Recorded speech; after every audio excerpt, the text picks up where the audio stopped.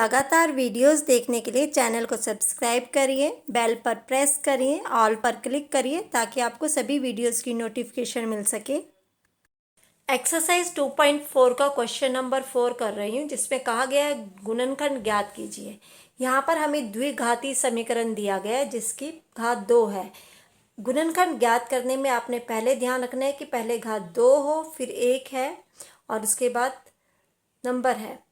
तो इसी फॉर्म में हम 2 और 1 घात के फॉर्म में हमारा द्विघाती समीकरण होना चाहिए। तो सबसे पहले हम क्या करेंगे, इन दोनों को गुना, मतलब कि पहला और जो लास्ट में है इन दोनों को गुना करेंगे। तो यह है 12 गुना 1 आ गया हमारा 12। अब हम इसका निकालेंगे एलसीएम। 2 छिके 12, मतलब हमारे 2 और 6 आ रहे हैं।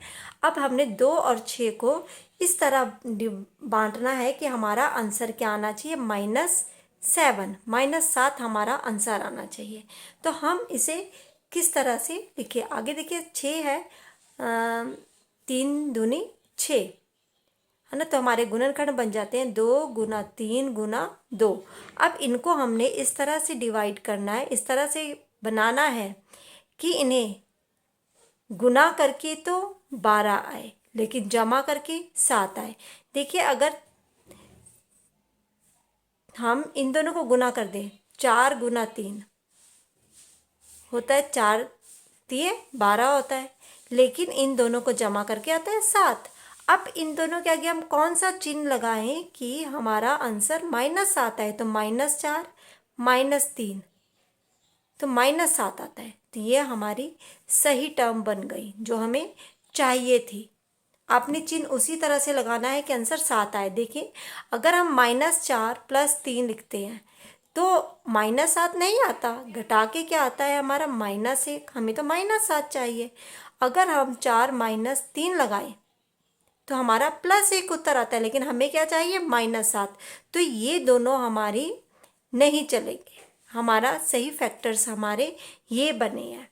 अब हमने क्या करना है, ये तो पहली टर्म ऐसे उतार ली, ये लास्ट टर्म भी हमने ऐसे निकाल दी, लेकिन जो बीच वाली टर्म है इसे हमने इसमें बांट दिया है। 7x को हमने बांट दिया है -4x -3x, इस तरह से हमने बांट दिया। अब आप इसमें देखिए कौन सी ऐसी चीज़ है जो दोनों जगह है, कॉमन है। x इधर भी है इधर भी है, तो x बाहर आ गया। अब 12 4 के पहाड़े में आता है, तो 4 भी हम बाहर लिखेंगे, 4 3 12। x की घात 2 है, 1x बाहर है, 1 अंदर आ गया। अब पूरा 4x बाहर है तो अंदर क्या बचा, सिर्फ 1। अब यहाँ देखिए, यहाँ ये एक पहाड़े में नहीं आते, कुछ कॉमन नहीं है। अगर कुछ कॉमन नहीं है तो एक कॉमन होता है। अब यहाँ माइनस है तो इधर भी माइनस आएगा। बाकी ये जो 3x + 1 ये अंदर ऐसे ही आ जाएगा क्योंकि इसमें कुछ कॉमन नहीं है। अब हमने ये फर्स्ट और ये बीच में जो -1 है, इन दोनों को हमने आपस में, जो ये वाला और ये है, ये दो आपस में हमने लिए, तो ये आ गया 4x - 1 और दूसरा गुणनखंड बन गया 3x - 1। ये हमारे गुणनखंड बन चुके हैं। अब आप नेक्स्ट क्वेश्चन देखिए, दूसरा है हमारा 2x²। इसमें भी हम क्या करेंगे, इन दोनों को गुना कर देंगे, 3 दूनी 6, मतलब 2 गुना 3 आ गया हमारा 6। ऐसी इस तरह से हमने इसको बांटना है ताकि हमारा आंसर क्या आए, 7। प्रोडक्ट तो हमारा 6 है, मल्टीप्लाई करके 6 आना चाहिए और जमा करके 7।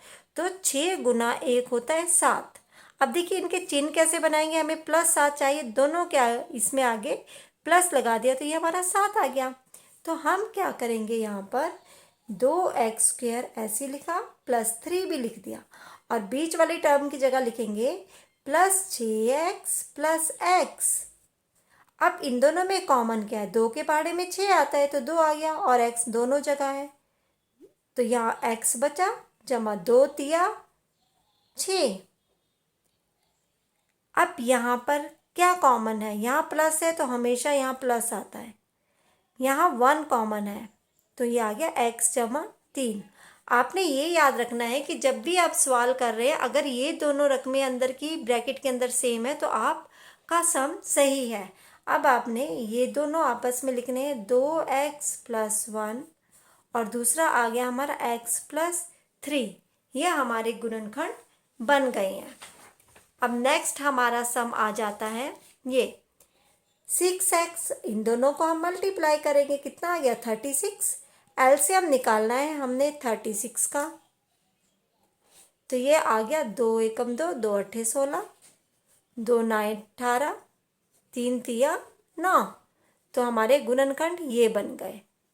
अब इस तरह से हमने बांटना है कि हमें क्या चाहिए, 5 चाहिए हमें, या जमा करके आए चाहे माइनस करके आए। अब देख लीजिए, 2 दूनी 4। अगर हम करते हैं इसको रहने देते हैं, इन तीनों को गुना करते हैं, 3 3 9, 9 दूनी 18, मतलब 2 और 18 ये आए, प्लस करके 20 आता है, माइनस करके कितना आता है 16। हमें 5 चाहिए, नहीं आया। अब हम क्या करेंगे, 2 नंबर ले लेंगे, 2 दूनी 4, 4 गुना 9, माइनस करके देखिए हमारा 5 आ रहा है। हमें चाहिए +5, हमें 2 नंबर मिल गए हैं, 4 और 9, 2 दूनी 4, 3 तिये 9। अब चारों फैक्टर्स हमने यूज़ किए हैं इसमें, तो देखिए किसके आगे चिन्ह लगाएं कि +5 आए। अगर हम -4 के आगे लगाते हैं, अगर देखिए सिंपल हम ऐसे लिखते हैं फिर तो हमारा 5 नहीं आता है। क्यों? क्योंकि ये बन जाता है हमारा 13। अगर हम दोनों के आगे माइनस लगा दें तब -13 बन जाता है। अगर हम -9 +4 लिखते हैं तो -5 आता है। हमें +5 चाहिए तो हम इधर माइनस लिखेंगे, बड़ी रकम के आगे प्लस, क्योंकि आपको पता है बड़ी रकम के आगे जो चिन्ह होता है वही आंसर में आता है। तो हमारा ये सारे कॉम्बिनेशन सही नहीं बैठे, ये सही आता है। तो हम क्या करेंगे, 6x² ऐसे लिखा, -6 ऐसे, और बीच में आ गया -4x जमा 9x। अब देखिए इनमें कॉमन क्या है, कौन से पहाड़े में 6 और 4 आता है, 2 के पहाड़े में आता है। x दोनों जगह है तो x बार, 2 तिया 6, 2 दूनी 4। अब कौन से पहाड़े में 9 और 6 आता, पहले तो देखिए इधर प्लस है तो इधर भी प्लस आएगा। 3 के पहाड़े में 9 और 6 दोनों आता है, 3 तिया 9, x आ गया इधर, 3 दूनी 6। देखिए दोनों बीच की टर्म्स ये 3x - तो सेम है। अब हमने ये और ये लिखनी है, 2x+3 पहला गुणनखंड, दूसरा 3x - 2 ये दूसरा गुणनखंड, और ये हमारा आंसर निकल गया। अब नेक्स्ट सम भी करते हैं, 3 चौके 12। ऐसी रकम जिसे गुना करके 12 आए और प्लस माइनस करके हमें चाहिए -1। एलसीएम निकालिए 12 का, 2 छिके 12, 2 तिया 6। अब देखिए 2 गुना 2 गुना 3, 2 दूनी 4, 4 गुना 3 12 बना, हमें चाहिए -1। हम माइनस आंसर में, अगर बड़ी रकम के आगे माइनस है तो आंसर में माइनस ही लगता है, तो इधर माइनस इधर प्लस लिखेंगे, क्योंकि इन दोनों को घटा के -1 आता है। 3x² यहाँ लिख दिया, -4 यहाँ लिख दिया, तो ये आ गया हमारा +3x -4x, साथ साथ में लिख लिए। कॉमन क्या है इसमें, 3x, अंदर आया x+1, यहाँ माइनस है माइनस आया, दोनों जगह 4 है तो 4 कॉमन, x+4 का 4। अब ये दोनों हम लिखेंगे, 3x - 4 और दूसरा आ गया x जमा 1। ये हमारे गुणनखंड बन गए। तो इस तरह से हमारा एक्सरसाइज 2.4 का क्वेश्चन नंबर 4 सॉल्व हो गया है।